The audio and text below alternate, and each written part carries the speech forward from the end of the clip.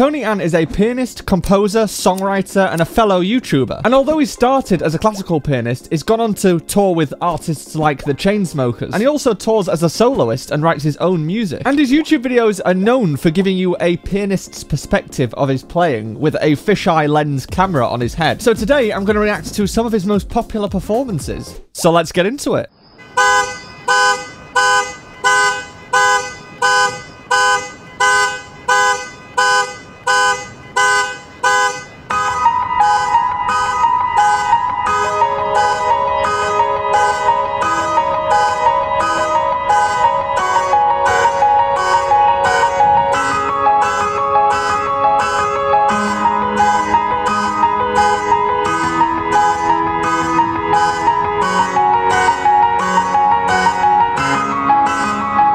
That's super interesting. So the note that the car alarm is playing, well, the sound that it's making is a B.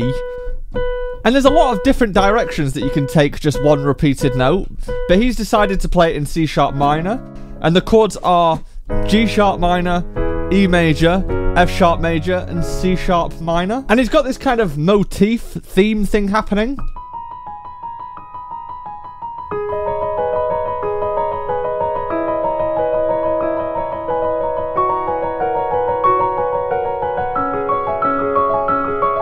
It's something like that. I think he's chosen some nice chords to go with that B.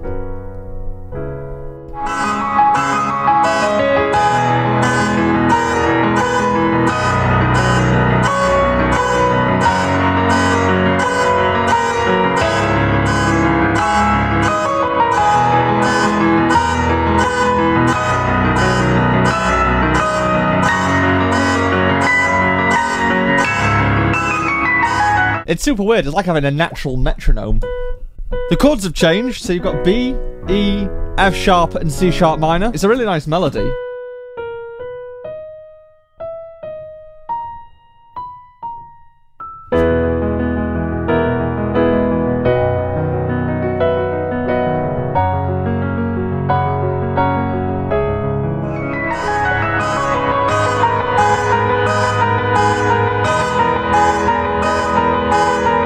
That's actually probably quite hard to play, keeping that melody consistent when you're playing it as octaves.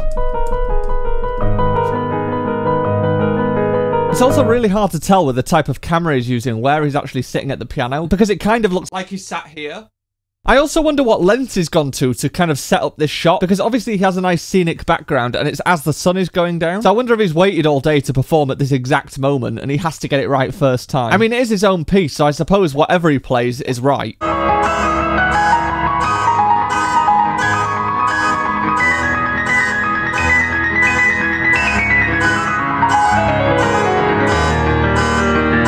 And this is why you should practice your scales. I told you. What did I tell you? Didn't I tell you? 'Cause I told you.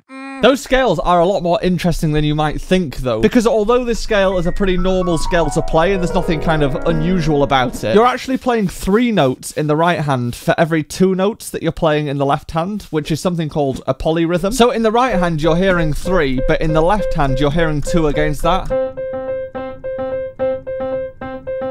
Which makes coordinating the hands a lot more difficult. I imagine in the moment he's probably not thinking too hard about it and his hand is just running down the keys. But if you dissect what he's actually playing, his hands are having to work independently of each other. And not only that, but he's still got to time it right with that car alarm that's going off in the background.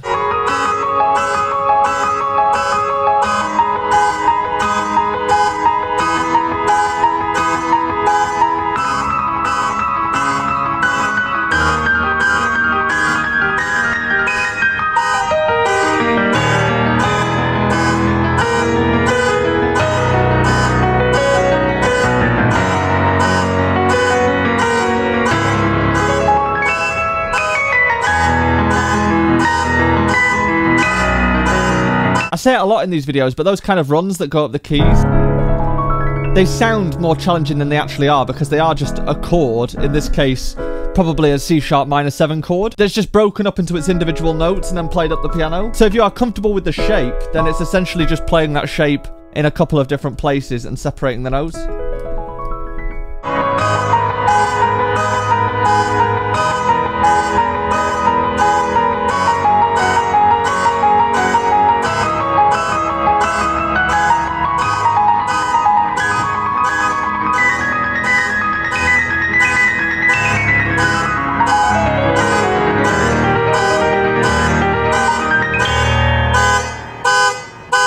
That's super fascinating. I mean, he must have improvised it, or at least had very little time to prepare, because the car alarm can't have been going off all day. His piano seems to have been super glued to that fence post as well, because that didn't look like it had any risk of falling off, although that would have been hilarious if it did halfway through the performance.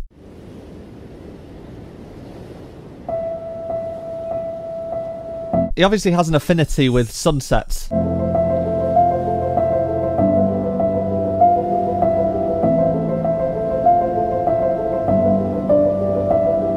That's really interesting. So in the left hand there, he played the notes F, G, A, and then E. But what we heard was F, G, A, and then G. So I wonder if he's edited that in post-production.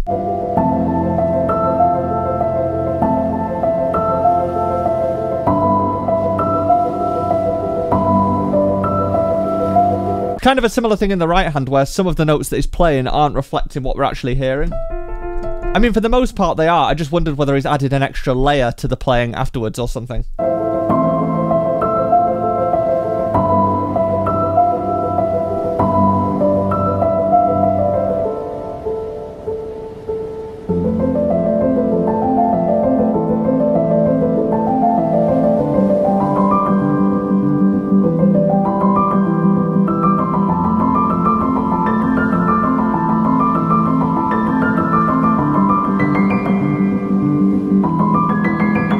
I love this when someone changes the chords and makes it sound really interesting. My last video was about how to change chords in a piece of music, and I find it the most interesting thing to do with a piece of music. And the actual chords that he's using are F major, and then A minor, and then G major, and then E major, which is super interesting.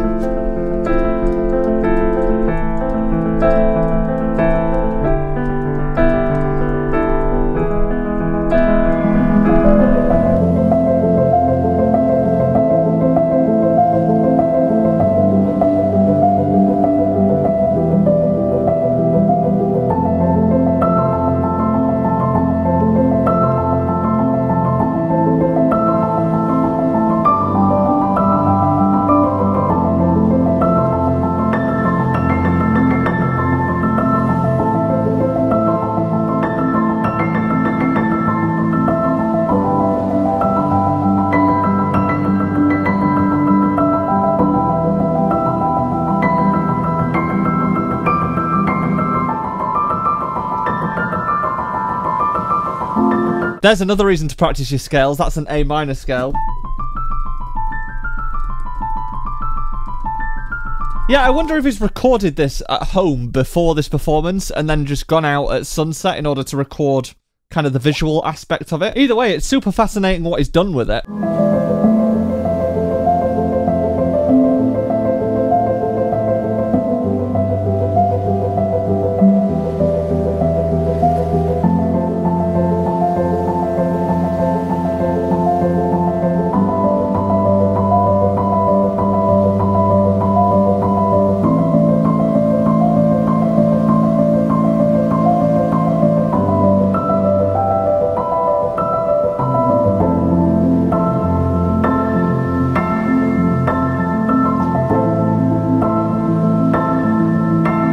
Yeah, the thing is with the Interstellar theme, because it is such kind of a simple chord progression, and that's something that Hans Zimmer does really, really well. He takes, like, really simple chords and turns them into something really epic. But because it is such a simple chord sequence and a simple melody, as a pianist, you can actually do quite a lot with it. You can reharmonize it, so by changing the chords.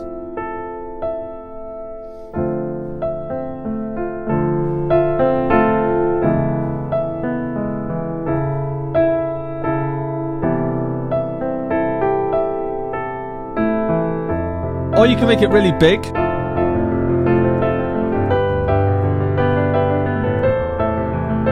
Or really small. And although I've heard Interstellar so many times, I don't think I've ever heard two people play it in exactly the same way.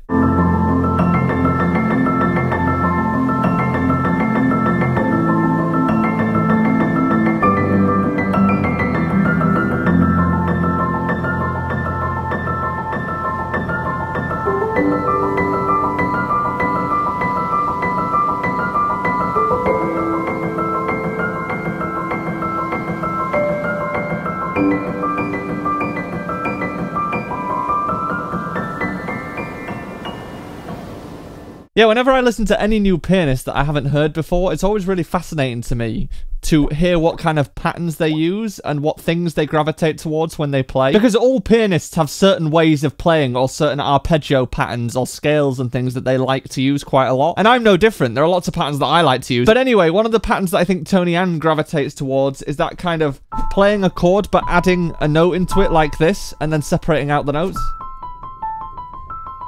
Because that is a pattern that's been used in both this piece and the other piece that he did with the car alarm. In the other piece, it was part of the main theme.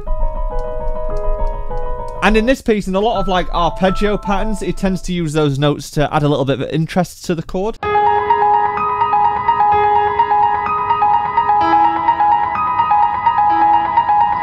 And interestingly, that is exactly the same chord with that exact same added note in it. In fact, it's the exact same chord that he used in the first piece.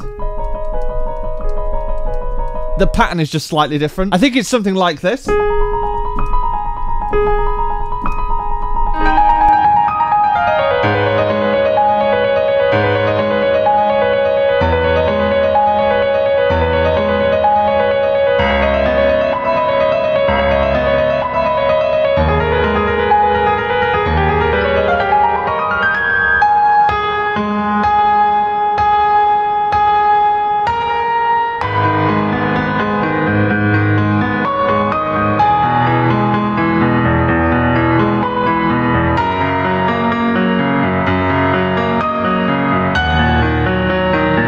That is also very nearly exactly the same chord sequence. So he's got G sharp minor, E major, F sharp major, and then he's gone for kind of D sharp minor instead of C sharp minor, which was in the first piece. You could actually probably do quite a nice mashup of both of the songs.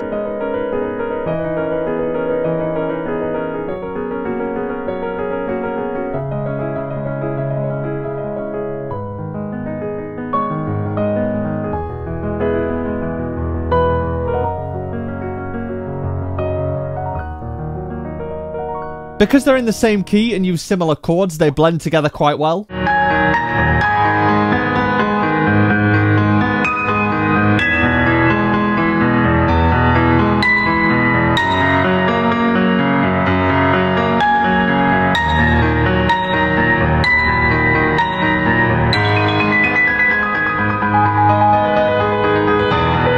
Yeah, so that pattern that is just used is something called a broken chord. It's one of those patterns that's used quite a lot in classical music, and it can sound really impressive. I've talked about it a few times in some of my videos talking about chord patterns, but if you play piano and you don't know that chord pattern, it's definitely worth learning.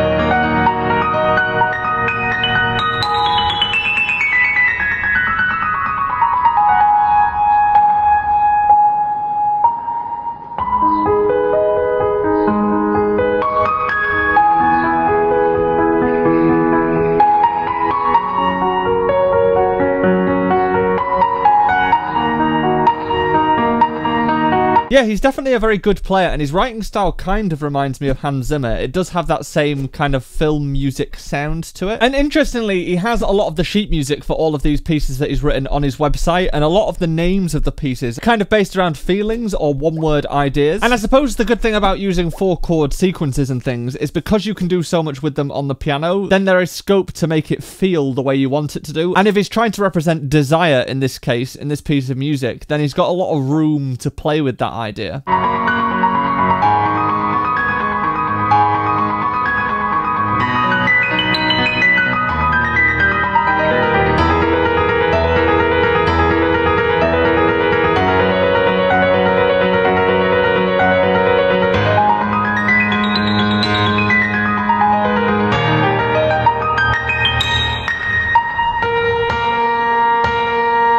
That's interesting. So from that last chord, that D sharp minor chord, it's gone up to a E major chord, and then F sharp major, and then back to G minor.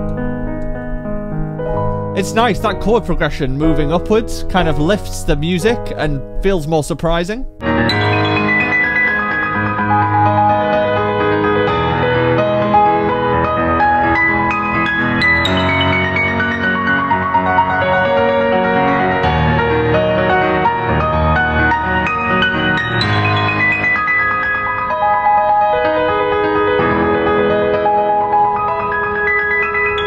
I tell you, if you want your piano playing to sound impressive, then broken chords are a very good way of doing it.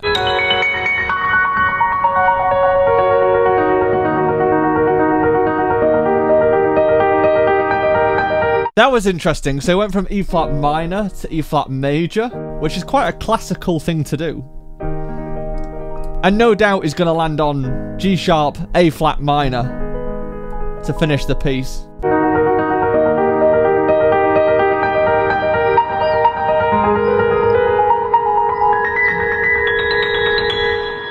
And he did. When you go from chord 5 to chord 1 in a piece of music, that's something called a perfect cadence. And perfect cadences are used all the time to finish a piece of music or to even finish phrases, just because they sound kind of really resolved and finished. But yeah, Tonian is a very skilled player and obviously deserves all the success he's had. And I definitely urge you to check out his original video and his sheet music on his website if you liked any of the pieces. And if you want to see my reaction to Animens, who is another skilled pianist, and a pianist that arranges anime music, then head on through, and I will see you there.